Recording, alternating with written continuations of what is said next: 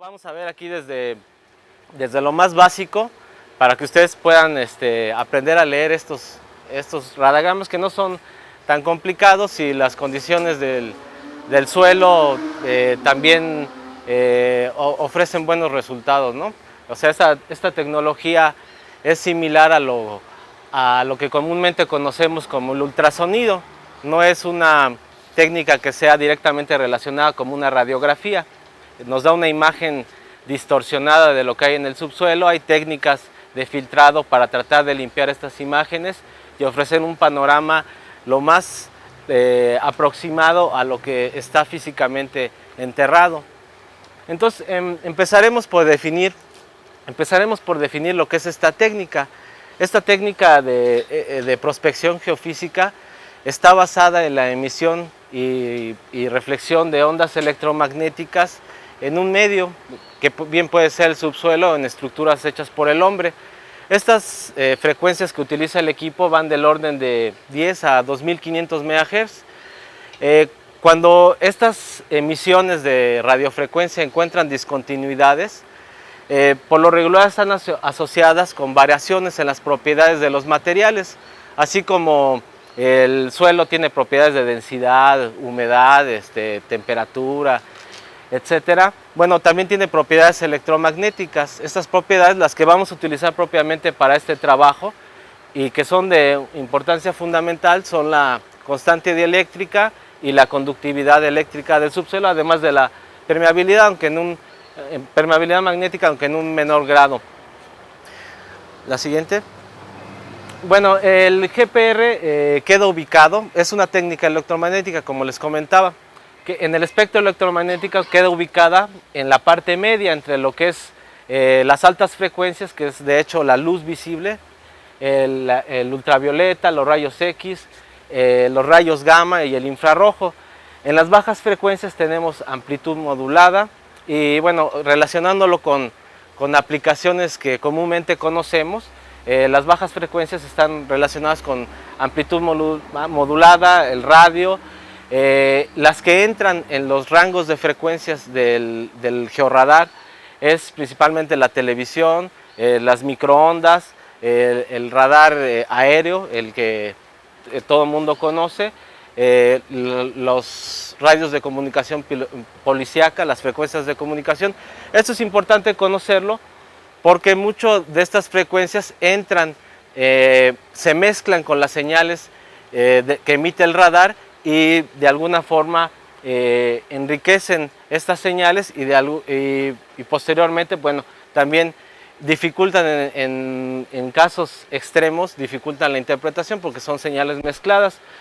Para que tengan una idea así general de lo que las frecuencias de estas señales y las longitudes de onda, para el radar van del orden de centímetros, de 5 centímetros hasta 3 metros. Y bueno, mientras que otras frecuencias, las altas, tienen longitudes de onda de alrededor de nanómetros. La longitud de onda es básicamente la distancia en unidades métricas de lo que hay de pico a pico en una onda. La siguiente. Muy bien, la aplicación de ondas de radio para investigaciones en el subsuelo va desde 1921 aproximadamente, que se utilizó para aplicaciones experimentales, principalmente en la medición de capas de hielo. Sin embargo, esto no tuvo un avance sustancial hasta la invención del transistor, que es cuando realmente se desarrolló esta tecnología, porque se pudieron miniaturizar todos los equipos electrónicos. Anteriormente también el procesamiento que se aplicaba a los datos era mínimo, ya que las frecuencias altas y las velocidades de propagación no podían ser representadas en tiempo real, es decir, se grababa la información en forma analógica en cintas y posteriormente se digitalizaba ya en unas computadoras rudimentarias. Fue hasta mediados de los años 70, ya con los avances de la electrónica y también en otras áreas, principalmente en exploración petrolera, cuando muchas de estas técnicas y del software que se utilizaba para procesar los datos se pudo implementar a esta tecnología y posteriormente se abrió un campo muy importante. Aquí vemos que las aplicaciones son muy diversas, se utiliza mucho en la evaluación de las líneas férreas, en la arqueología se utiliza aproximadamente desde mediados de los años 70, en estudios de glaciología, en estudios de búsqueda de infraestructura urbana, principalmente cables, tuberías, conductos eléctricos. En puentes también se utiliza, en puentes y túneles para evaluar la calidad del concreto, para ver si hay cavidades que puedan fallar. En estudios forenses se utiliza muchísimo, bueno, en Estados Unidos, en Canadá y Europa lo utilizan mucho como una de sus técnicas. De hecho, el FBI tiene departamentos de exploración que utilizan este tipo de equipos, equipos eléctricos, equipos magnéticos, pero principalmente es el radar. También se utilizan estudios ambientales para ubicar áreas de confinamiento de residuos peligrosos, como les mencionaba en geología, para ubicar estratos, contactos con lechos rocosos, para ubicar la estabilidad para evaluar la estabilidad de caminos en estructuras hechas por el hombre. Bueno, en este caso pongo el concreto, pero también se puede usar en pilares, en sitios coloniales, en monumentos, para evaluar en qué calidad está, qué grado de calidad tienen estas estructuras, para la búsqueda de tuberías, como les mencionaba, y para localizar cavidades. La siguiente. Bueno, ¿cuáles son los componentes del equipo de georradar? El principal componente es la unidad de control. Aquí vemos desde las primeras unidades que existían. Bueno, hay otras más antiguas que era prácticamente un camión en donde llevaban todos los equipos y pues no eran portátiles realmente. Para meterlas a una zona arqueológica muy lejana, pues era muy difícil. Entonces, este equipo es de mediados de los años 80, vean, utilizaba un monitor de televisión o uno de computadora. De los primeros monitores de computadora, los equipos eran muy grandes. Posteriormente, bueno, se fue desarrollando. Este equipo es de mediados de los años 90, ya es un equipo más portátil, tiene matriz activa, tiene ahí canales para conectar distintas antenas, y los equipos ya se fueron reduciendo con el tiempo. Este es de los años 90. Posteriormente, este es el equipo que vamos a utilizar, es el equipo de última tecnología. De hecho, tiene dos, el Lina cuenta con estos dos equipos. Son equipos ya con pantalla de cristal líquido, tienen puertos USB, puerto de Ethernet, son mucho más portátiles. Y estos equipos que se utilizan ya para evaluación de paredes, pisos, son equipos ya mucho más portátiles y les da una interpretación en el momento. Y este otro tipo de equipos son utilizados para caminos y para obtener datos a alta velocidad, alrededor de 80 kilómetros por hora. No tienen aplicación directa en la arqueología, son más bien para estudios de alta velocidad. Bueno, como les comentaba, la unidad de control es el equipo más importante porque es el cerebro, digamos, de todo lo que compone el sistema, ya que se encarga de enviar los pulsos a las antenas y posteriormente procesar las señales y representarlas en un monitor o bien comunicarlas con una computadora. La siguiente. Otro de los equipos principales de esta técnica son las antenas. En este caso, los que les presento aquí son antenas monoestáticas. Se les llaman así porque son antenas de un solo elemento. Es decir, contienen el transmisor y el receptor en un mismo módulo. Como ustedes ven, las antenas, entre más baja frecuencia tengan, son más grandes. Por ejemplo, esta antena de 200 MHz mide como medio metro por 40 centímetros. Posteriormente, conforme va aumentando la frecuencia, las antenas se van reduciendo. Esta antena es de una tecnología de los años 90, todavía los dipolos eran un poco más grandes. Esta antena de 400 MHz, que va a ser la que vamos a utilizar, pues ya es más portátil. Estas antenas, este es de 900 y este es de 1500 MHz. Estas se utilizan en Cacascla, de hecho ustedes se las van a donar, ¿no? Esta antena mide aproximadamente 10 centímetros, pero lo que permite evaluar es aproximadamente los 40 centímetros. El tamaño de las antenas y las frecuencias nos van a permitir reconocer diferentes objetos. Antenas de baja frecuencia por lo regular penetran más, pero la resolución que se obtiene es menor, y antenas de alta frecuencia tienen una mayor resolución, pero la penetración es mínima. Alrededor de, esta es de 20 centímetros, esta medio metro, esta 4 metros, esta alrededor de 5 metros, esta entre 5 y 6 metros y esa antena alrededor de 8 metros en condiciones de baja conductividad. Más adelante les voy a explicar cómo varía esto en base a las condiciones del subsuelo. La siguiente. Existen otro tipo de antenas. Estas antenas se les conoce como biestáticas o de elementos separados, ya que el transmisor y el receptor se ubican como elementos independientes. Se utilizan principalmente para estudios arqueológicos, pero de gran profundidad, llamémoslo así, gran profundidad de 8 a 10 metros de profundidad, pero la resolución es métrica para buscar objetos mayores a 2 metros, ¿no? La siguiente. Bueno, otros fabricantes ofrecen también antenas similares, como estas. Es un equipo sueco. Son antenas similares en principio y en diseño, aunque la unidad de control cambia un poco, ¿no? Sí, son equipos muy semejantes. La siguiente. También hay sistemas integrales, como es el que vamos a utilizar nosotros, en el cual ya contiene la unidad de control, la antena, un carro de transporte, y además este carro tiene un odómetro digital que calcula la distancia del recorrido en forma automática. Esta es de una marca, esta es una marca americana, esta es una marca sueca, la que vamos a usar va a ser esta. Siguiente. Estos son otros equipos, un equipo canadiense, y este es otro equipo sueco con antenas. Estas son las antenas de última tecnología, las de mayor limpieza, digamos, en su señal. La que sigue. Bueno, vamos a ver rápidamente, no nos vamos a meter en detalles, al menos que ustedes tengan alguna duda, me pueden preguntar con confianza. Yo voy a tratar también de ser lo más claro, porque pues no es el objetivo de meternos en cálculos ni nada de esto, ¿no? La siguiente. Bueno, este es un panorama general de lo que son las ondas electromagnéticas. En sí, cada onda que emite el radar son campos eléctricos y magnéticos que viajan en forma perpendicular. Nosotros los idealizamos como estos frentes de onda. En una película más adelante se los voy a pasar.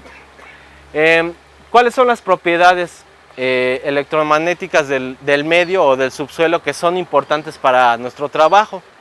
Hay dos principalmente. La primera es la conductividad eléctrica. La conductividad eléctrica se define como la capacidad que tiene un material de dejar pasar la corriente eléctrica. En el caso del radar, de esta tecnología que vamos a usar, nos va a limitar la profundidad de penetración. Es decir, entre más alta sea la conductividad de nuestro suelo, menor va a ser la capacidad que va a tener las ondas de penetrarlo. En medios de baja conductividad, como es el caso de un material que tenga un granito, una tierra seca, concreto, asfalto, son las condiciones ideales para trabajar.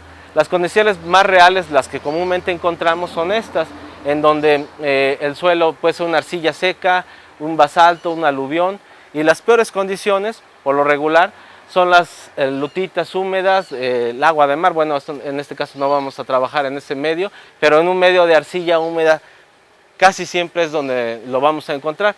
Entonces, la conductividad eléctrica nos va a limitar la capacidad de penetración de las señales del radar. Es por eso que es un parámetro importante que tenemos que tomar en cuenta en el trabajo. La siguiente propiedad se llama la constante eléctrica. La constante eléctrica nos va a permitir calcular la profundidad a la cual va a penetrar nuestras señales. Es decir, el aparato el radar, la unidad de control, va a pedir un valor numérico de constante dieléctrica. Más adelante también vamos a ver que se puede calcular este valor o simplemente darle un valor estándar que viene publicado en tablas. Yo les voy a pasar toda esa información. La constante eléctrica, como les comentaba, es un valor que uno introduce en los parámetros del radar y permite calcular la profundidad a la cual se encuentran los objetos. Estos son valores estándares de constante dieléctrica y conductividad para distintos materiales. Por ejemplo, vemos para una arcilla saturada, los valores de constante dieléctrica van del orden de 8 a 25 según las condiciones del suelo, y una conductividad alrededor de 0.1 Siemens sobre metro. La siguiente. Bueno, el tema siguiente es cómo trabaja un sistema de radar. La siguiente.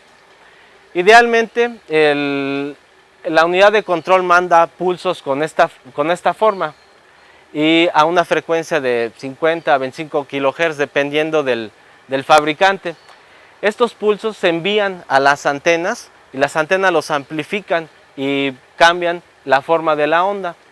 Posteriormente, las antenas, el transmisor ubicado en la antena envía esas ondas al subsuelo, y cuando encuentra una diferencia entre las propiedades de los materiales, parte de las señales se va a transmitir y parte se va a reflejar. En la antena, el circuito transmisor va a captar estas señales reflejadas y las va a enviar nuevamente a la unidad de control, donde la unidad de control las va a reconstruir a partir de ciertas frecuencias y las va a representar ya sea en el monitor o directamente lo puede comunicar a la impresora o a una computadora.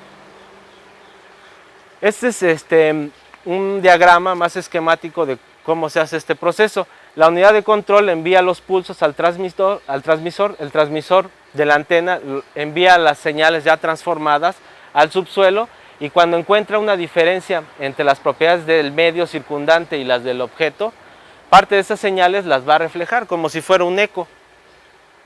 Y el circuito receptor va a captar esas señales reflejadas, las va a enviar nuevamente a la unidad de control y posteriormente las podemos analizar en una computadora. A ver, déjame ver si les puedo pasar esto. Como les decía, la antena emite estas señales en frentes de onda entre lo que es el material del subsuelo y una anomalía, que bien puede ser cualquier vestigio arqueológico. Como tiene distintas propiedades la construcción arqueológica con el medio circundante, parte de esas señales las transmite y parte se reflejan, y estas señales reflejadas son las que vamos a captar nosotros en nuestra antena y posteriormente las vamos a poder visualizar.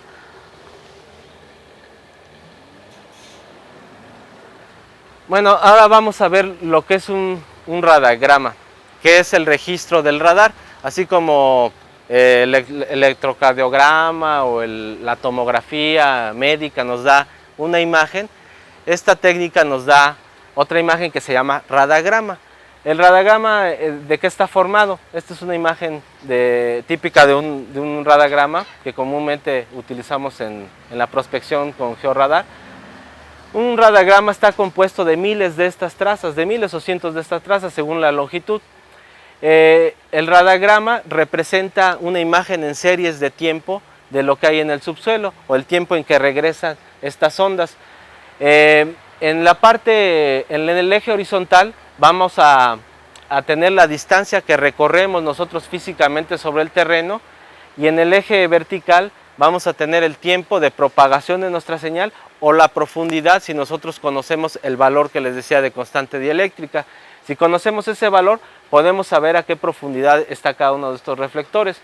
Ahora, ¿cómo lo leemos el radagrama? Bueno, en los primeros arribos, así lo llamamos, o nuestras primeras ondas que llegan primero, vamos a tener lo que es la onda de aire. Esta onda de aire va a ser la imagen la señal que llega directamente del transmisor al receptor de la antena a través del aire, casi a la velocidad de la luz, por eso es la que llega primero. Posteriormente llega otra onda, que es la onda superficial del terreno, el primer arribo, el contacto con la superficie, y posteriormente ya están los otros arribos que ya tienen que ver ya sea con estratos o con capas de suelo. Y estas reflexiones, que son las que buscamos, que están comúnmente asociadas con vestigios arqueológicos. Como les comentaba, si nosotros tenemos el valor de la constante dieléctrica, que lo vamos a obtener por medio de tablas o por medio de un cálculo que nosotros podemos hacer directamente en campo, podemos conocer la profundidad a la que se encuentra. Yo nada más les pongo ahí la fórmula, pero de hecho ustedes no lo van a hacer. El equipo automáticamente, al darle este valor, lo va a calcular. Y aquí les va a poner un eje de profundidad. Ahora el siguiente punto es el patrón de radiación de las antenas. Esto es importante también conocerlo, porque la antena en realidad emite pulsos en forma de cono.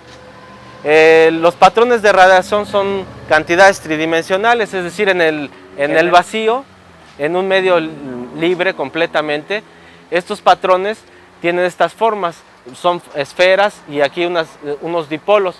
Cuando estos patrones se transmiten al subsuelo, cambian radicalmente. Casi toda la energía va a estar dirigida en la dirección de un lóbulo principal, pero para simplificar todavía esto, se idealiza como el patrón de radiación como si fuera un cono. Es por eso que las imágenes que nosotros tenemos de los radagramas no representan una imagen directa de lo que hay abajo, sino el aporte adelante y atrás de lo que se encuentra físicamente. Y es por eso que vemos una imagen ligeramente distorsionada de lo que hay en el subsuelo. Hay métodos de procesamiento para corregir esto. Es un proceso que se llama migración. Entonces, como les comentaba, hay que idealizarlo como si fuera un cono, y en el cual nos puede captar un elemento que se encuentra adelante y atrás y exactamente en la vertical, ¿no? Corresponde con el aporte de todo esto. Ahora, estos patrones de radiación enfocan casi toda la energía en esta zona que se le conoce como la zona de Fresnel. De hecho, esto no lo van a calcular ni nada. Solamente le estoy presentando para que vean algunos de los conceptos teóricos en los que está basado. La siguiente. Ahora, ¿cuáles son los fenómenos que están asociados a la propagación de estas señales? En forma ideal, los pulsos se transmiten con este tipo de señales.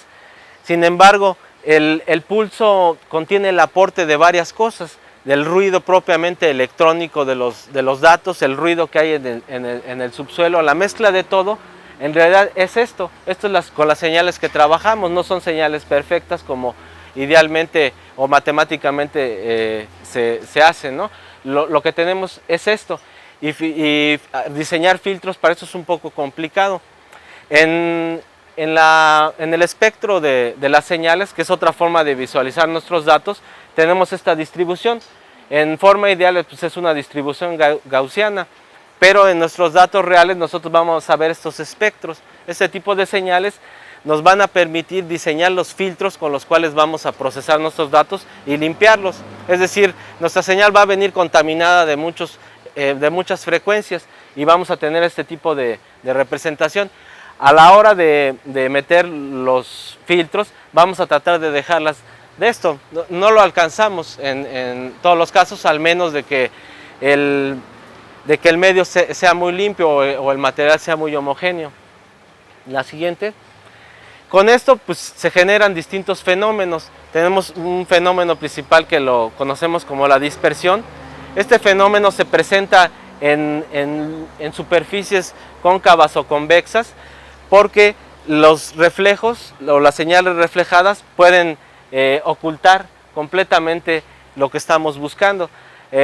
También en lugares donde hay bordes o esquinas se dan reflexiones de este tipo, que en realidad se llaman difracciones, y nos generan este tipo de señales muy ruidosas.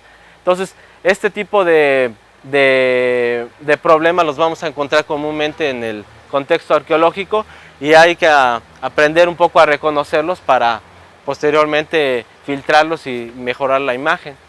La siguiente. Como les comentaba, otra de las propiedades importantes era la conductividad. La conductividad del material nos va a limitar principalmente la profundidad de penetración, es decir, son razones inversas. Entre más conductividad haya, hay mayor atenuación en nuestros datos. Y si hay mayor atenuación, pues la profundidad de penetración va a disminuir. Este es un ejemplo de un tipo de suelo con mucha atenuación. Vean, por ejemplo, en esta zona, que es el primer metro de profundidad, tenemos un material mediano conductor, pero ya en la parte profunda la conductividad del material es muy alta, por lo cual nuestra profundidad de penetración disminuye. En esta zona prácticamente no podemos ver nada. Eso lo vamos a encontrar en suelos tipo lacustre o el suelo, por ejemplo, de la Ciudad de México. Vamos a encontrar este tipo de radagramas, por lo cual la técnica va a tener que ser complementada ya sea con la magnética o con la eléctrica para poder correlacionar y tener más elementos que permitan localizar lo que nosotros estamos buscando. Ahora hay otra propiedad que es importante, que es la resolución vertical. La resolución vertical es la capacidad que tiene el sistema de diferenciar elementos muy cercanos en tiempo. Como les comentaba con las antenas de baja frecuencia nos ofrecen una mayor profundidad de penetración, pero los objetos que pueden ver son de un tamaño mayor. Es decir, si buscamos con una antena de 100 MHz, por ejemplo, que es de baja frecuencia, buscamos ver elementos de 10 centímetros, no los vamos a poder ver. Para eso tendríamos que ir a una antena de alta frecuencia, que aunque su profundidad de penetración es menor, pues nos ofrece una resolución mayor. Entonces siempre tenemos que encontrar un punto medio entre resolución y penetración. Y bueno, si el objeto que buscamos está a una profundidad, digamos, de 10 metros y lo queremos tener con una resolución de 10 centímetros, pues no lo podríamos encontrar. Tendríamos que encontrar otro método que pudiera complementar a esta tecnología. Por ejemplo, para la antena que vamos a utilizar, que es de 400 MHz, la resolución vertical promedio que esperamos es de 12.5 centímetros. Es decir, va a poder registrar objetos que sean, va a poder resolver más bien objetos que sean mayores a 12.5 centímetros, y los que sean menores a esto los va a poder detectar, pero no los vamos a poder distinguir. De 4 metros en buenas condiciones. En condiciones muy malas es alrededor entre 1.5 y 2 metros. Y los objetos que puede distinguir son mayores a 12.5 centímetros. Es una relación inversa. Entre más alta sea la frecuencia, menor es el objeto que podemos ver. Las dimensiones del objeto son menores. Por ejemplo, esta de 12.5 MHz pues, puede distinguir nada más objetos mayores a 4 metros. ¿Cuáles son esas malas condiciones que mencionas? Las malas condiciones son terrenos arcillosos o muy conductivos. Principalmente las arcillas húmedas son terrenos conductivos, y terrenos buenos o de condiciones favorables para el trabajo con el radar son terrenos secos. Por ejemplo, el suelo de Jalisco, que es JAL, en la parte superficial, ese digamos que tiene condiciones medias para el trabajo con el radar, ofrece una penetración alrededor de 3,5 metros con esta antena. Sí, la siguiente. Bueno, ¿cuáles son los arreglos que vamos a utilizar? Existen distintas formas de trabajar con este equipo. El arreglo principal utilizado en la arqueología se le conoce como arreglo de reflexión. ¿En qué consiste esto? Simplemente en arrastrar sobre la superficie del terreno en forma continua la antena en intervalos de distancia regulares. Bueno, aquí es una idealización de cómo es lo que obtenemos y una interpretación de lo que estamos viendo en el radagrama.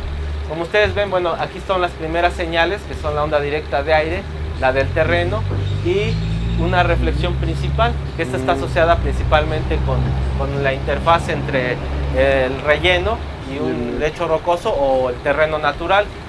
En el caso de estas reflexiones que vamos a encontrar regularmente en el contexto arqueológico, están asociadas ya sea con entierros, con estructuras. Los pisos se parecerían a este tipo de reflexiones, que son reflexiones continuas y muy extensas. Regularmente como se hace es simplemente posicionar la antena en un punto y correrla sobre la superficie con un arreglo específico, ya sea en una retícula o con líneas paralelas. Todo, el equipo ya viene calibrado para cierta velocidad. Por lo regular, la velocidad del paso normal que tiene uno, ¿no? Viene calibrado para esa velocidad. Sin embargo, hay forma de aumentar la resolución, y conforme uno aumente la resolución de la imagen, tiene uno que disminuir el paso porque no le da tiempo al sistema de adquirir los datos tan rápidamente. Ese es en el modo cuando lo utilizamos con una rueda marcadora. Hay otra forma de usarlo que es en modo tiempo, que más adelante lo explicaré, que es para terrenos que son agrestes o estamos metidos en la sierra. No podemos meter ese carro, entonces lo tenemos que hacer de otra forma para tener buenos resultados. Bueno, esto es en el trabajo que comúnmente encontramos en la arqueología, así es como obtenemos los datos. Aquí lo llevamos. Ay, ya se fue la imagen. Bueno, consiste nada más en trasladar la antena sobre la superficie del terreno a una velocidad de paso más o menos como el que uniforme. Bueno, aquí lo llevamos en modo tiempo, no lo llevamos en forma automática. Es para este tipo de terrenos que son un poco más desnivelados, ¿no?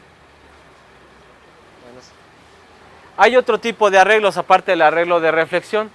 Este tipo de arreglos se utilizan para estudios muy profundos. Bueno, muy profundos en la arqueología lo podemos encontrar a más de 10 metros. Este tipo de arreglos utilizan antenas biestáticas con elementos separados y penetran mucho más, y además la señal es mucho más limpia. Este tipo de arreglos, por ejemplo, aquí se le llama, bueno, este tipo de arreglos se le conoce como punto medio común o punto de profundidad común. ¿En qué consiste? Nada más en desplazar a partir de un punto central las antenas con una separación fija a una velocidad de arrastre constante. Hay otro tipo de arreglos que se le conoce como WAR. Este arreglo consiste en dejar el transmisor fijo y el receptor es el que se va a mover. Además de las ventajas de la penetración que tiene este arreglo, lo que permite calcular son constantes dieléctricas. O sea, si quisiéramos hacer un trabajo muy elaborado de las constantes dieléctricas de nuestro suelo, es importante porque nosotros suponemos siempre un medio homogéneo. En nuestro suelo le damos un valor, digamos, de 9 o de 14 para el tipo de material, pero en realidad es una combinación de muchas constantes del suelo. Puede ser que en superficie tenga un valor de 9 y conforme vaya profundizando vaya variando esta constante dieléctrica.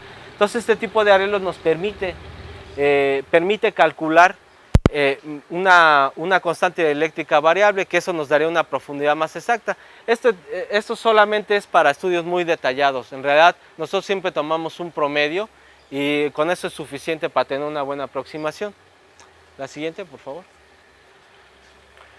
Hay otro tipo de estudios que se utilizan principalmente ya en estructuras hechas por el hombre, por ejemplo en monumentos, en paredes, para verificar discontinuidades en el interior, que bien puede ser el grado de deterioro de una pared o el tipo de componentes internos que tenga. Esto es similar a lo que es una tomografía.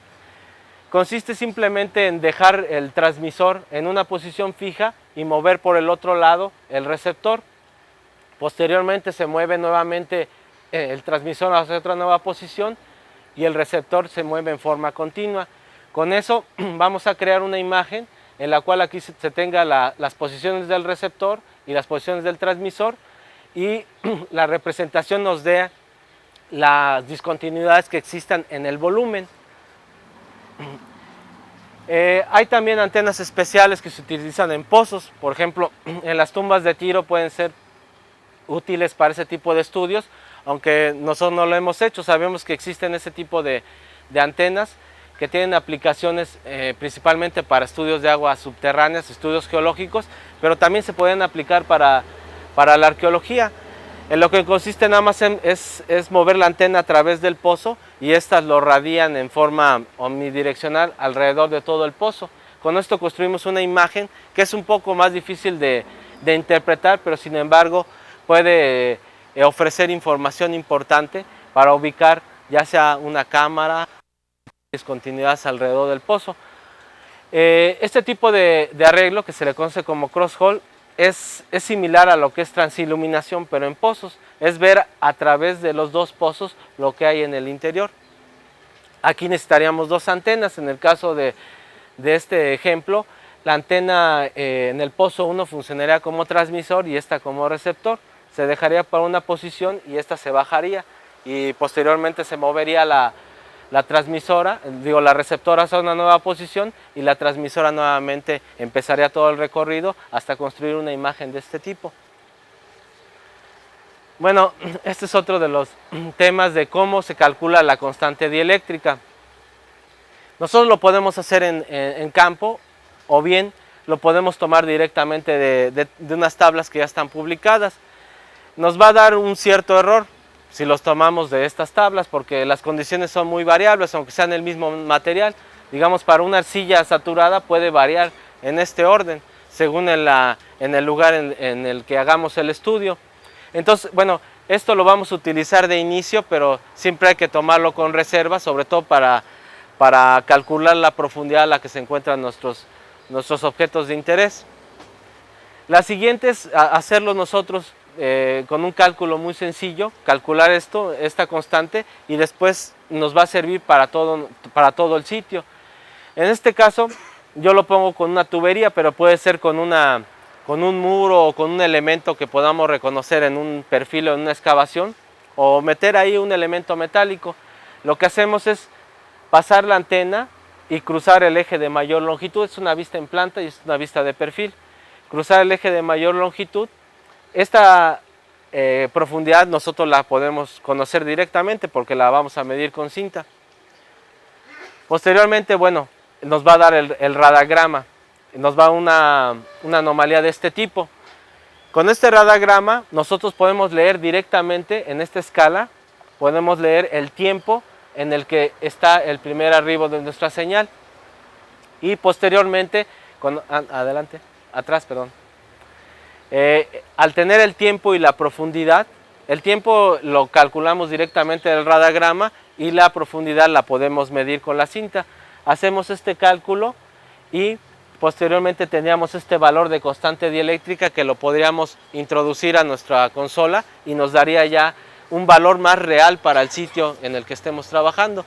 Les decía, esto lo pueden utilizar ustedes en sus excavaciones, metiendo un metal, o si tienen en un perfil pueden reconocer un muro, pueden hacer este cálculo y es muy, muy sencillo. Antes de implementar esta técnica ya en campo, la siguiente por favor, tenemos que definir claramente el problema. Y para esto nos tenemos que hacer algunas preguntas que son fundamentales. Bueno, la primera es ¿cuál es la profundidad del objeto? Esta regularmente es la pregunta más importante porque si el objeto está más allá de las capacidades técnicas del equipo, es decir, si lo que buscamos está a 100 metros de profundidad, pues la técnica ya la podemos desechar como una técnica de prospección viable y utilizaríamos algunas otras tecnologías. La otra sería que hay que evaluar o estimar las dimensiones o la geometría del objeto, es decir, si lo que queremos es detectar un montículo profundo, pues podemos estimar más o menos qué dimensiones puede tener, es decir, el largo, el ancho y el grosor. Pero si no tenemos estas cantidades, pues bueno, por lo menos el rumbo debemos de saber en dónde está ubicado aproximadamente. Otra de las preguntas que debemos hacer, bueno, de hecho son estas dos: ¿cuáles son las propiedades eléctricas del objeto y cómo es el material donde está el objeto? Es decir, las propiedades electromagnéticas de los objetos deben ser estimadas para que haya un contraste entre ambas. Si no hay un contraste entre ambas, pues va a ser difícil también que las podamos ver. Es decir, si lo que buscamos son muros de adobe en un terreno que es también similar al adobe, la respuesta va a ser muy sutil. O sea, de hecho hay ejemplos en que les voy a poner más adelante que van a ver los muros de adobe que se ven muy poco porque sus propiedades son muy similares. Entre más contraste haya en sus propiedades, pues mayor va a ser la capacidad que tengamos de reconocerlos. Entonces, otra de las preguntas que nos debemos hacer es que si existen las condiciones adecuadas para realizar el estudio. Regularmente el radar se puede aplicar en casi todos los lugares, excepto en condiciones como en todo de frío, humedad o calor extremo. Bueno, solo hemos utilizado desde el desierto de Baja California hasta Yucatán. Estudio. Ah, bueno. Sí, si son objetos grandes o de dimensiones de orientación aproximada que ustedes puedan tener o puedan imaginar, es suficiente hacer líneas paralelas. Si ustedes no tienen ni idea de dónde está el sitio, bueno, físicamente, porque sí tienen idea en un panorama general, pero ya en un contexto más particular, si no tienen idea exactamente dónde está, lo que se recomienda es hacer una retícula con una separación entre líneas, controlada principalmente por el tamaño de los objetos que quieren encontrar. Si, como mencionas tú, lo que quieres encontrar son tumbas de dimensiones de 4 metros más o menos, con líneas separadas diámetro, de 1 metro de separación es suficiente, con eso ya las podías resolver. Si lo que buscas son objetos más pequeños, pues bueno, tienes que reducir esa malla, ¿no? Pero también se incrementa el trabajo y la inversión de tiempo, combinación de los dos. Ok.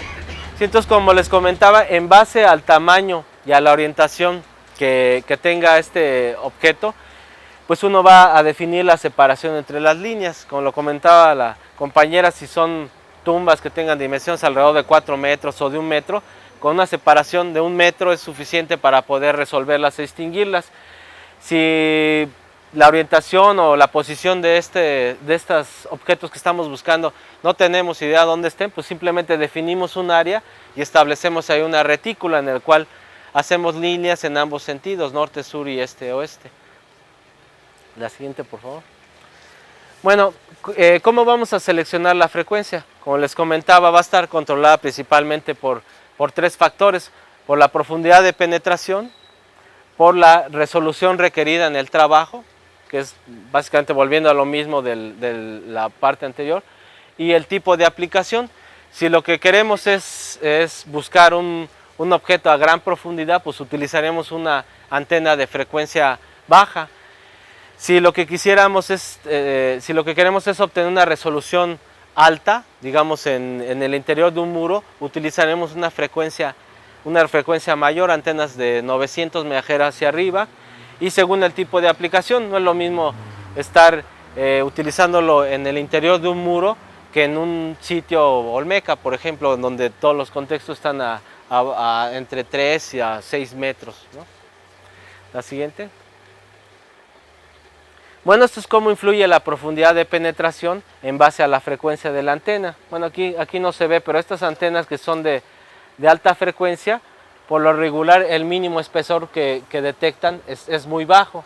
Antenas de baja frecuencia, que son estas de aquí, el mínimo espesor que pueden detectar es mayor. Es una relación inversa: entre más alta es la frecuencia, menor es el espesor que podemos detectar. La siguiente. Bueno, este es otro de los parámetros que vamos a utilizar en la configuración del equipo. Aquí lo pongo así en forma teórica, pero lo vamos a poder hacer en forma muy sencilla. La ventana de tiempo de alguna forma nos va a decir a qué profundidad nosotros vamos a explorar. Está directamente relacionado con esto. Hay cálculos para hacerlo, pero la forma más sencilla y una regla que ustedes pueden tomar es que cada 20 nanosegundos que uno lea en el equipo va a ser aproximadamente 1 metro de profundidad. Si nuestra ventana de tiempo la diseñamos para, por ejemplo, 100 nanosegundos, la profundidad de penetración va a ser alrededor de 5 metros. Entonces esa regla es muy práctica: cada 20 nanosegundos 1 metro de profundidad como un valor medio, ¿no? Este es un ejemplo. Introduciendo esta fórmula, nosotros podemos saber la ventana de tiempo a la cual vamos a explorar. Si el medio en el que estamos trabajando tiene una constante alrededor de 10, que la podemos obtener de tablas o bien de un cálculo que hacemos nosotros en campo directamente, podemos calcular la ventana de tiempo con la que vamos a trabajar y con la profundidad que queremos evaluar. Por ejemplo, aquí estamos en un material que tiene una constante de 10 y queremos llegar a una profundidad de 3 metros, nuestra ventana de tiempo alrededor de 60 nanosegundos es suficiente. Pero como les decía, la regla es más práctica que cada 20 nanosegundos sea 1 metro de profundidad.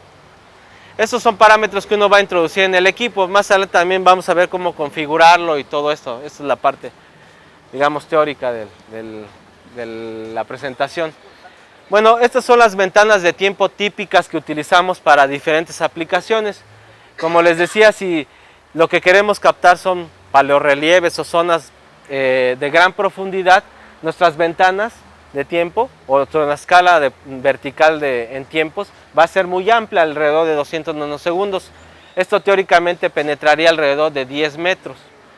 Si lo que queremos evaluar está en el interior de un muro, nuestra ventana se va a reducir, alrededor de 15 nanosegundos es suficiente. Esto penetraría alrededor de 75 centímetros. Ahora, en la arqueología comúnmente vamos a utilizar ventanas que van de 60 a 100 nanosegundos. Por ahí vamos a andar, que nos daría una penetración entre 3 a 5 metros, teóricamente. Esto es lo que vamos estas son las ventanas de tiempo con las que vamos a trabajar principalmente en la arqueología. La siguiente, por favor. Bueno, aquí estoy destacando, digamos, para el rango de antenas que se utilizan en la arqueología, que van desde 200 hasta 900 MHz, aunque también hay casos que hemos llegado a utilizar de 1500 y a menor frecuencia, pero las que se utilizan principalmente son estas, con la que vamos a trabajar es de 400 MHz, la profundidad de penetración es de 0.5 a 4 metros y las ventanas de tiempo que vamos a utilizar de 20 a 100 nanosegundos. Nuestro límite con esta antena es 100 nanosegundos porque ya no va, se las podemos poner a 200, pero en la realidad ya no va a penetrar más esta antena. La siguiente. El caso de una plaza son el tipo de representación que vamos a tener comúnmente es en imágenes bidimensionales. En el eje horizontal vamos a tener la distancia y en el eje vertical vamos a tener el tiempo o la profundidad. Este es el caso típico con el que vamos a trabajar nosotros. Sin embargo, ya con el procesamiento de los datos vamos a poder juntar estas líneas y las vamos a configurar en imágenes tridimensionales. La ventaja de utilizar estas imágenes es que podemos obtener cortes a distintas profundidades en las cuales vamos a poder visualizar de una forma más exacta las dimensiones laterales de algún objeto anómalo. En este ejemplo podemos ver una anomalía que se encuentra en un radagrama individual y que bueno, nos dice algo, que aquí hay alguna reflexión que puede estar relacionada con un objeto de interés arqueológico. Sin embargo, cuando estas imágenes las configuramos, las unimos con otras que obtenemos en el levantamiento, podemos crear este tipo de imágenes que ya nos pueden dar las dimensiones, la dirección. En este caso es el drenaje o la canalización de una plaza. En otro caso, podemos encontrar elementos constructivos. En este caso es de la Ciudad de México, en Chapultepec. Queríamos encontrar los restos de un acueducto y bueno, aprendimos a reconocer parte de esos cimientos, algunos muros, cómo los podemos ver. Esto posteriormente se verificó con las excavaciones y otras zonas que no tuvieron una relación directa con lo que estaba en el suelo, simplemente era una concentración de humedad, algunas piedras, incluso las raíces de los árboles pueden llegar a formar este tipo de anomalías. Esto que ven aquí tiene una textura diferente a lo que está aquí abajo. Esto de aquí pues es todo el material de relleno y aquí ya viene el contacto con el terreno natural.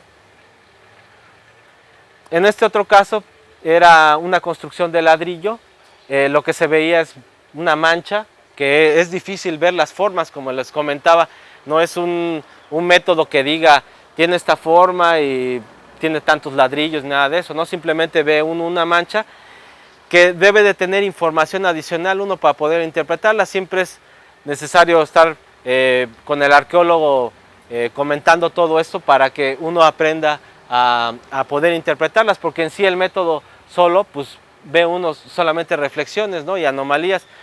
Ya adquiere un sentido cuando se une esto a la parte arqueológica y entonces empieza a ver que estos elementos están relacionados con algunos vestigios.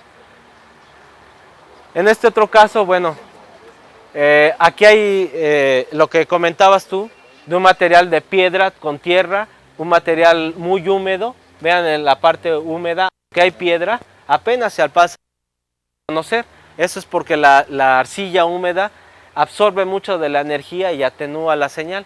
En este caso vemos una imagen muy oscura que es relacionada con materiales muy absorbentes según la escala de color que utilicemos, y el contraste muy amplio que hay entre la tierra y la piedra. Aquí incluso se pueden ver algunos de estos escalones.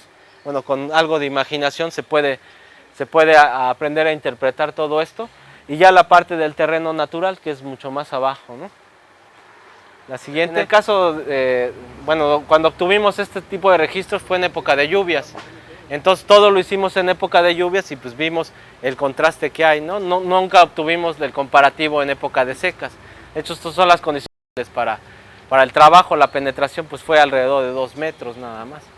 Sí, entonces, bueno, regresando a la pregunta, en zonas donde aquí, a pesar de que hay piedra y arcilla húmeda, si ves de este lado, pues apenas se empieza a reconocer, aunque los materiales hay un contraste amplio, ¿no?, entre la piedra y la arcilla. Sin embargo, aquí la arcilla estaba un poco más seca y las condiciones eran distintas en cuanto al contraste, las podías visualizar mejor. Sí. Muy práctica de resumirlo. Por cada metro de profundidad que el equipo penetre, vas a tener el aporte 1 metro adelante, 1 metro atrás, 1 metro a los lados, 1 metro a cada lado, ¿no? Entonces es un cono de radiación en sí el aporte que tiene la antena. Hay métodos ya en el procesamiento de datos que permiten colapsar esta señal y ponerla en un punto para que nos dé una imagen más realista. Es como si lo que estamos viendo aquí es una imagen distorsionada de lo que hay. Haz de cuenta que estás viendo así, con los ojos medio cerrados, así ves la imagen, ¿no? Entonces hay un proceso que se llama migración que permite colapsar estas señales y ubicarlas mejor en cuanto a cómo están en su posición en el subsuelo. Viene directamente.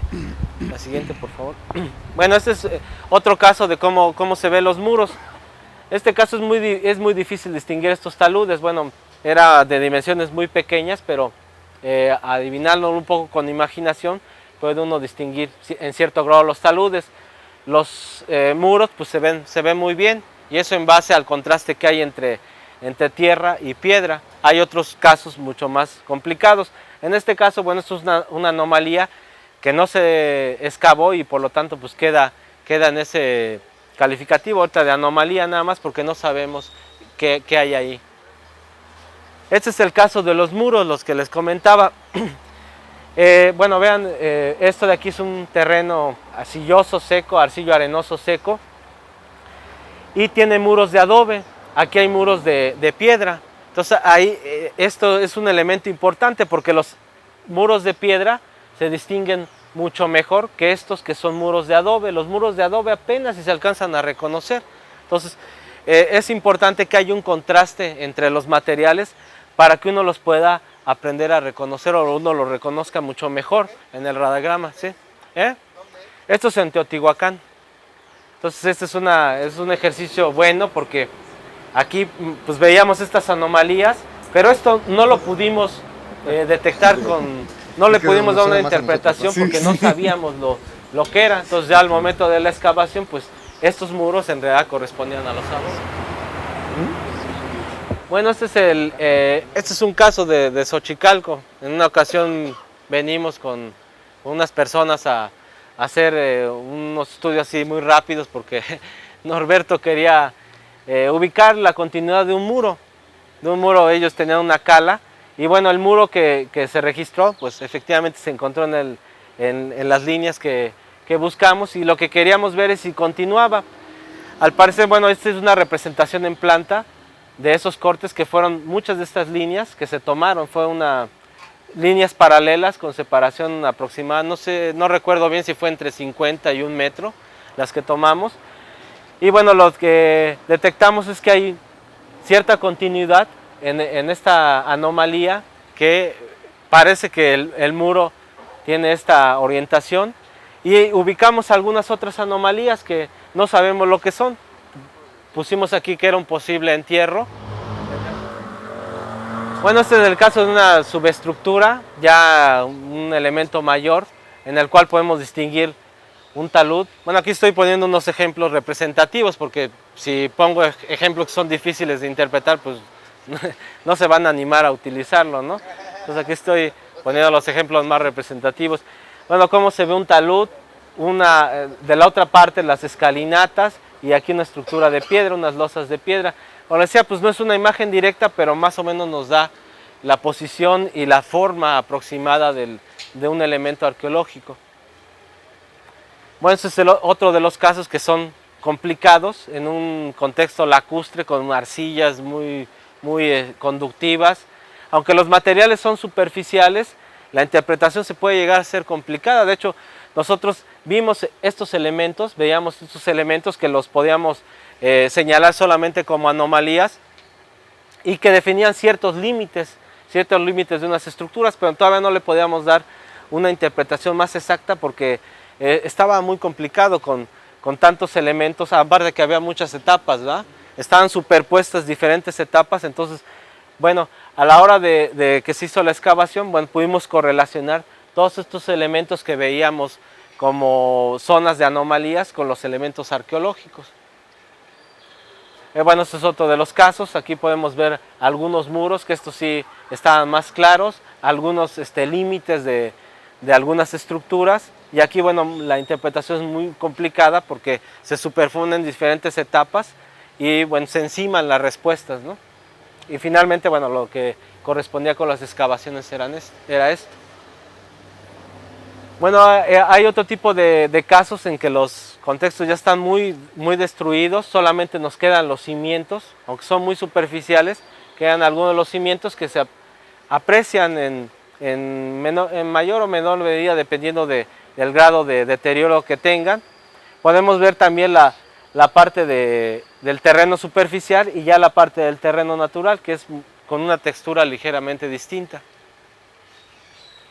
Bueno, esto es ya otro tipo de ajustes que se le hacen a los radagramas y que modifica también la interpretación. Digamos, si esta imagen no se le hubiera aplicado la corrección por topografía, pues interpretaríamos que está a una profundidad distinta, ¿no? Entonces el programa que vamos a ver más adelante tiene esta forma de aplicar las correcciones por topografía, y en el cual, bueno, se pueden localizar elementos, ¿no? Este era un saqueo, ahí se pueden localizar. Había evidencias, en algunos casos hay evidencias superficiales, en algunos casos pues ya está cubierta completamente con la vegetación y es muy difícil reconocerlo. Entonces este equipo nos ayuda también a poder encontrar este tipo de reflexiones. La siguiente. Bueno, esto es en zonas urbanas, en zonas que posteriormente se excavaron, como se pueden a reconocer elementos arquitectónicos, unos muros, unos pisos, estas anomalías que al parecer son cuartos rellenos, aunque esto no se excavó, este sí, y bueno, se pudo verificar, ¿no? La siguiente. Bueno, eso es la representación ya en una imagen 3D, que nos permite localizar estos montículos que ya habían quedado sepultados. Este es en Chiapas. Esta es la imagen de lo que tenemos. No hay evidencia superficial de nada, todo está rellenado por diferentes eventos, al parecer de tormentas, huracanes que acarreaban mucho material del río y, bueno, pues sepultaron todo esto. El radar lo que nos dio fue estas señales con un grado de variación, sobre todo de elevación, que evidenciaba una posible estructura. Entonces, ya cuando se unieron todas estas líneas y se representó en forma tridimensional, se pudo quitar, digamos, en forma virtual todo el material de relleno y dejar nada más el montículo. Bueno, esto es en la zona de Teochitlán. Ahí se hicieron unos experimentos. Ah, no, perdón, esto es déjame ver dónde es esto. Esto es en Tres Zapotes, perdón, en Tres Zapotes. Aquí en esta zona lo que queríamos encontrar son estas estructuras de piedra. Nuevamente íbamos sobre las cabezas olmecas, pero al momento no se encontró nada. Íbamos a ver si esto podía ser detectado por el radar, porque había evidencias superficiales. Bueno, en este caso dio este tipo de anomalías que pudieran ser, no se han excavado, pudieran ser estos elementos que encontramos algunos en superficie. En el caso con otro tipo de otro tipo de aplicación, sobre todo en la Ciudad de México, para encontrar desplazamientos o fallas del terreno, que aunque en superficie no se ven, podemos reconocerlos en el radagrama. Esta imagen, bueno, pues se ve el rompimiento del estrato, ¿no? En zonas de muros podemos detectar posibles reparaciones que se han hecho en el tiempo, y también pues detectar si hay algunas columnas, detectar el grado de erosión, el grado de deterioro, perdón, y bueno, detectar si hay cavidades también. En el caso de muros también podemos hacer hasta un catálogo de elementos. Aquí lo tenemos con diferentes frecuencias, con 900 y con 1500 MHz. Aquí con 900 MHz podemos ver que la capa de estuco y de lucido pues no se puede distinguir por el grado de resolución que tiene esta antena. Sin embargo, con una antena de mayor frecuencia, esta puede ver 20 centímetros, puede evaluar 20 centímetros, y su resolución es de centímetros o incluso de milímetros. Podemos distinguir esas capas tan finas, ¿no? La siguiente. Este es ya para otro tipo de material, que son ya muros con bloques de tepetate. Podemos también detectar en base a la frecuencia la resolución. Vean como con 900 y con 1500 pues los detalles son mayores con esta antena, ¿no? Aunque se pierde un poco de penetración. La siguiente. Este también es otro muro con bloques de tepetate. Podemos distinguir perfectamente el grosor del muro y bueno, todos los elementos que tiene, ¿no? Si hubiera algún deterioro en este muro, lo podríamos detectar. La siguiente, bueno, estas son para detectar fallamientos sobre una estructura. Este era un piso que tenía una fractura, pero no sabíamos qué tan profunda era esta fractura. Bueno, por lo que vemos, esta fractura es muy, muy profunda. La estructura se estaba cayendo de este lado y esto era un elemento profundo que no era solamente superficial. Aquí había otro tipo de anomalías, otro tipo de reflexiones que tenían que ver con unas reparaciones que en algún momento hicieron los restauradores, aunque ya se veía alguna señal, pero no se veía qué tan profunda eran esas reparaciones, ¿no? La siguiente. Bueno, aquí otros de los elementos importantes que se querían encontrar era ver si había algún muro después de este pilar, si había un pilar en esta pared de tierra. Bueno, el radar también ofreció elementos para encontrarlo, lo encontró. Incluso con esto podíamos medir su grosor directamente, ¿no? El primer arribo, que es esta parte de la pared, y ya cuando salió la onda del otro lado. Esto es lo que comentabas tú, lo hemos utilizado en los pit house. En este caso es una zona, el radagrama es difícil de interpretarlo en forma individual. Tendríamos registros de este tipo, ¿no? A los lados una textura distinta que lo del centro, ¿no? Cuando unimos estas líneas en cortes de profundidad, podemos distinguir su forma aproximada, o sea, lo que es esta casa, ¿no? Entonces es una aplicación que hicimos de calibración en esta zona. Bueno, nuestro objetivo no era encontrar pit house, pero sin embargo estábamos cerca de él y dijimos, pues vamos a ver si los podemos distinguir. Entonces, bueno, ese es el resultado de la aplicación en esta zona, ¿no? Bueno, hay ya para estudios más de tipo geotécnico, podemos distinguir estas zonas que están rellenadas o niveladas con distintos materiales. Podemos empezar a aprender a reconocerlos, ya sea por un material moderno o un relleno. En las zonas de empedrados, pues lo podemos también ubicar. Estas imágenes un poco más ruidosas, vean, es difícil ahí distinguirlos, pero bueno, con el procesamiento se puede sacar un poco más de estos datos para entenderlos. Y bueno, posteriormente ya los cortes de profundidad nos pueden definir los alineamientos. La siguiente. Este es este es en un suelo, son montículos arrasados. Estos son en el Estado de México. Los montículos estaban arrasados, pero queríamos ver qué tanta cantidad de material original había todavía.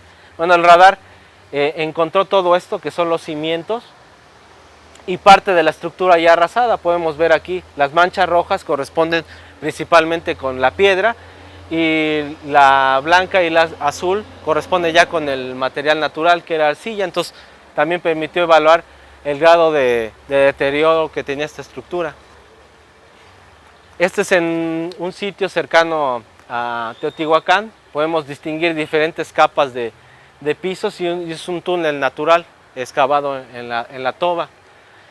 Este es otro ejemplo en una zona ya de cuartos, mucho más pequeño. Es difícil reconocer todos estos elementos. Vemos diferentes escalonamientos y descontinuidades en la imagen.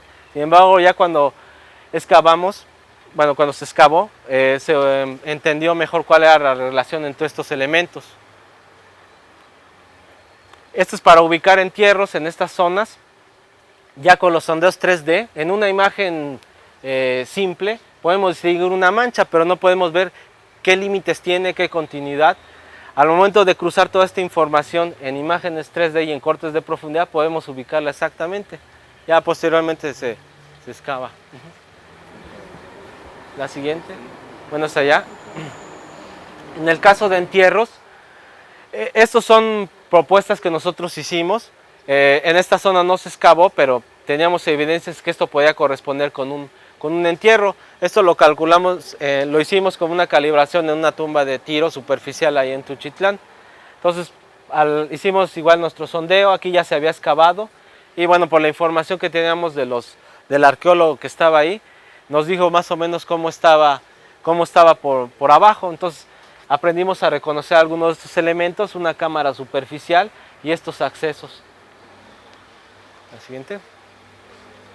Este es ya en un suelo calcáreo, en un suelo de Mérida, principalmente la península de Yucatán. Como bueno, todos estos elementos, esto lo relacionamos con un SACB de acuerdo a la información que teníamos de dónde pasaban los trazos, lo fuimos siguiendo en distintas calles paralelas y nos daba este tipo de anomalías por las dimensiones. Se aproximaba mucho al trazo del SACB que llegaba a Tijó. Sin embargo, había otro tipo de reflexiones que no tenían nada que ver con estructuras ya hechas por el hombre o estructuras más regulares.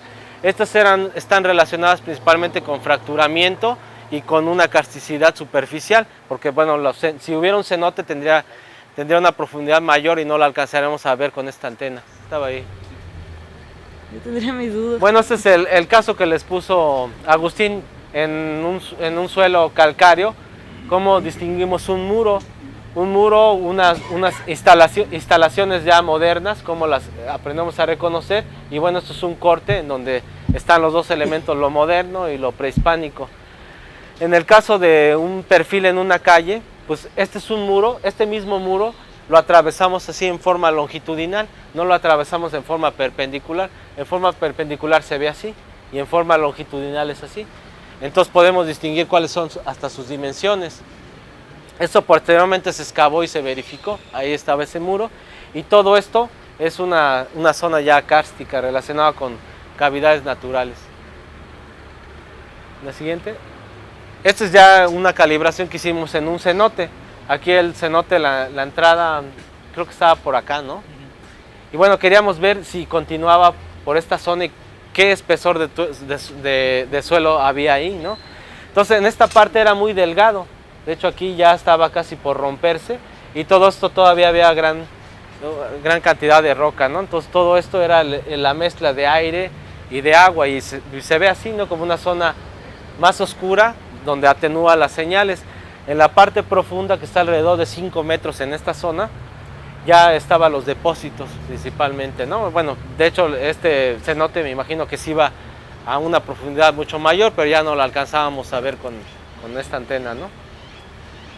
Bueno, estos ya son en túneles, podemos también, bueno, esta tecnología se puede trabajar en túneles. Aquí hay algunas interpretaciones que hicimos de unas etapas anteriores, unos posibles muros, unos pisos, pero bueno, esto quedó para más adelante verificarse. Esto es cómo se puede utilizar para aplicaciones en estratigrafía. Aquí lo lo vemos el radagrama difícil de interpretar, sobre todo, bueno, esta zona se ve que es un material muy definido, pero esta zona no se entiende muy bien. Entonces, aquí se hizo una interpretación preliminar y esto es posteriormente ya el dibujo arqueológico, lo que se obtuvo. Entonces podemos ver, este elemento corresponde con este en medio, el material superficial, todo esto, que es más negro y superficial, con esto, y ya la parte natural, esta fractura está aquí. Entonces, bueno, ya el trabajo arqueológico con el tiempo también uno aprende a relacionar todos sus elementos. Y esto es parte de estos trabajos también en esta zona, en donde pudimos encontrar toda la parte del relleno, la interfase con el material, con el terreno cultural, que era todo esto, la parte de medio, y la parte ya del terreno natural, que era ya el lajar. Entonces, así es como en condiciones buenas puede uno distinguir capas culturales con capas naturales. En el caso del camino que les mencionaba Agustín, este famoso camino que encontraron de la isla a la parte ceremonial, bueno, con el radar también lo pudimos encontrar, aparte de la magnética. Esta zona, vean ustedes aquí, pues no se ve nada, es una zona de pasto. Esas evidencias las encontramos con el radar y con la magnética, pudimos correlacionar ambas y afirmar, ¿no?, que ahí se encontraba. La siguiente. Ya para cuestiones más profundas, entre lo que son depósitos de materiales, por ejemplo, esto es un lajar, las escorias volcánicas, como la textura es distinta, y aquí un basalto, ¿no? Eso se había verificado ya con pozos en Teotihuacán. Aquí también lo podemos utilizar para estudios, digamos, geológicos superficiales, si ustedes les ofrece alguna información este tipo de estudios, ¿no? La siguiente. Bueno, esto ya es un terreno más lacustre, en donde es difícil interpretarlo por la gran cantidad de materiales que hay, ¿no? Sin embargo, bueno, se alcanzan a ver estas interfaces de materiales que están relacionados con cenizas basálticas, y con ya el material superficial, que son el material profundo, perdón, que son arcillas húmedas. Bueno, esto es ya para otro tipo de estudios, principalmente geotécnicos, en donde el interior de túneles puede uno evaluar la calidad del concreto, puede uno ver en dónde hay fracturas y así evaluar la estabilidad de una construcción. Para la búsqueda de tuberías, esto se hizo en Chapultepec, de la casa de bombas salían algunas tuberías, muchas de estas tuberías ya estaban perdidas, se quería dar, por una cuestión de arqueología industrial, algo así, creo que se querían seguir estas tuberías para ver a dónde daban, si todavía existían, ¿no? Entonces, bueno, aquí se pasaron una serie de líneas y se encontraron estas, muchas de ellas correspondían con tuberías modernas y algunas ya de estos tubos de los antiguos, principios del siglo pasado. Ya para aplicaciones geotécnicas, sobre todo esto es en el centro de la Ciudad de México, se puede utilizar el radar para ver qué tan estable es el terreno, en qué zonas puede haber menor hundimiento, relacionado principalmente con terreno duro y terreno blando. Bueno, el radar nos da este tipo de imágenes que aporta información sobre toda la parte ya de geotecnia que utilizan los ingenieros para estabilizar las estructuras. ¿Y cómo se pueden relacionar con otros estudios? Por ejemplo, con cono eléctrico, con resistencia a la punta, se puede ver la relación que hay entre un perfil de radar con este tipo de estudios. Aquí vemos que aproximadamente cuando es el terreno más duro, estos picos pues son mayores y están relacionados con diferentes interfaces entre los materiales. Aquí hay una mezcla un poco caótica, pues también se relaciona con esta zona, y en estas partes donde es más definida es una interfase un poco más clara, ¿no?, con el radar. Bueno, ya es la parte final de la introducción al radar, y bueno, estas son algunas de las sugerencias, porque es importante utilizar este tipo de estudios para la prospección arqueológica. Bueno, el levantamiento es económico y fácil de adquirir, bueno, relativamente económico, ¿no? Pero sí es mucho más barato que la excavación. Es una técnica no invasiva y no destruye el contexto, es decir, uno lo pasa directamente sobre la superficie y en nada altera el contexto arqueológico, porque las señales que emite el radar son señales electromagnéticas con una potencia que es menor a los de los radios de comunicación, entonces en absoluto altera el contexto. Nos proporciona imágenes continuas y de alta resolución que nos pueden de alguna forma hacer una evaluación inmediata directamente en el campo. Ya el procesamiento afina todo esto, ¿no? Y bueno, si hay una esta es una situación ideal en que los datos sean de muy buena calidad, que pues puede prescindir uno de la excavación. Sin embargo, bueno, nosotros somos un poco más reservados. Digamos que la ventaja de este método es que les puede ayudar a los arqueólogos a decir exactamente o en una zona, definir una zona más apropiada para hacer alguna verificación y no en sí sustituir completamente la excavación, ¿no? La siguiente. Bueno, esas son parte de las ventajas que puede ser aplicado puede ser utilizado en una gran variedad de aplicaciones, entre ellas la arqueología y la antropología forense. Nos proporciona perfiles continuos y de alta resolución. Es un método no destructivo. Es fácil de implementar en el campo y se adquiere rápidamente la información. El equipo, bueno, actualmente ya es portátil y ligero y es una excelente para complementar otro tipo de estudios. Es decir, el radar no lo vamos a ver como la técnica que nos va a resolver todo, al menos en exploración. Lo tenemos que combinar, se recomienda combinar con otra técnica, ya sea con la eléctrica o con la magnética, para hacer una interpretación mucho más certera. La siguiente. Bueno, así como todas las técnicas tienen sus limitaciones. La principal es que tiene problemas de penetración en medios conductores, en zonas que tienen alto contenido de arcilla o de materiales conductivos como sales. Cuando las condiciones arqueológicas son muy complicadas, pues la interpretación es difícil de hacerlo. Siempre se necesita tener ese intercambio con el arqueólogo principalmente para uno hacer una interpretación conjunta.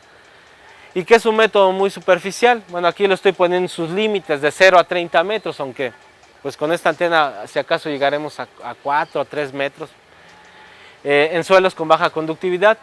Y el equipo, bueno, otra de las desventajas es que es un equipo muy caro, a diferencia de la eléctrica, incluso que la magnética. Este equipo cuesta alrededor de $100,000 en una configuración básica, digamos, en antena, software. Es un equipo caro, digamos, la parte eléctrica con $15,000 es suficiente y la magnética $20,000 más o menos. Entonces sí, el orden de magnitud es muy distinto, ¿no? Por eso es que también sale más caro utilizar el radar, ¿no? Cuando uno lo solicita, pues se les cobra por metro. Pero usted, ¿cuánto cuesta? El metro, pues en forma comercial entre 60 y 70, y así digamos, de INA a UNAM, 20 a 30 pesos metro. Pero pues ustedes ya lo tienen, entonces pues ya les va a salir gratis, lo pueden usar, nada más lo solicitan y ya. Bueno, entonces aquí digamos que ya terminaría la parte teórica del radar. Haríamos posteriormente ya la práctica aquí en la zona de Xochicalco. Posteriormente haríamos un procesamiento de esos datos y una interpretación preliminar. Sobre todo que aprendan a usar el programa y pues ejerciten un poco. Y en eso consistiría básicamente el curso. El Instituto Nacional de Antropología e Historia, a través de la Coordinación Nacional de Arqueología, presenta el videocurso del Georradar de Penetración.